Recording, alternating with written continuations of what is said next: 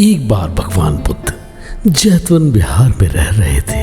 तभी भिक्षु चशपाल भगवान से मिलने के लिए आए।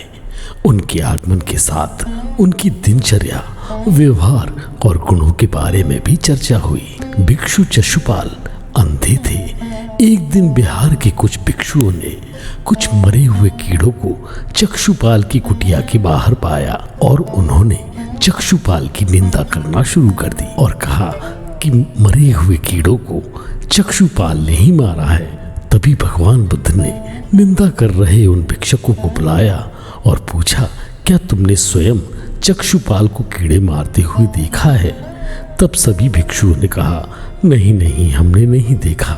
इस पर भगवान बुद्ध ने उन साधकों से कहा कि जैसे तुमने उन्हें कीड़ों को मारते हुए नहीं देखा है, वैसे ही चक्षुपाल ने भी उन्हें मरते हुए नहीं देखा है और उन्होंने कीड़ों को जानबूझकर नहीं मारा है, इसलिए उनकी निंदा करना उचित नहीं है। फिर भिक्षुओं ने भगवान बुद्ध से पूछा कि चक्षुपाल अंधे क्यों हैं? उन्होंने इस जन्म में अथवा पिछले जन्म में पाप किए होंगे।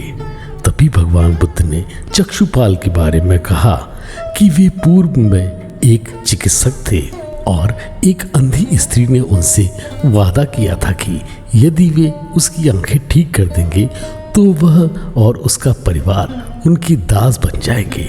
स्त्री की आंखें ठीक हो गई, पर उसने दासी बनने के भय से यह मानने से इनकार कर दिया। चिकित्सक को पता था कि उस स्त्री की आंखें ठीक हो गई हैं और वह झूठ बोल रही है। उसे सबक सिखाने के लिए या बदला लेने की भावना से चक्षुपाल ने उसे दूसरी दवाई दे दी।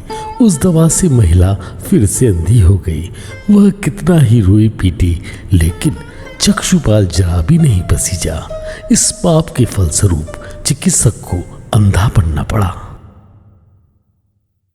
जय जिनेंद्र, जय श्री राम। स्वागत है आपका आपके अपने चैनल जीवन है पानी की बूंद में। अभी सब्सक्राइब करें और साथ ही बेल आइकन के बटन को अवश्य दबाएं।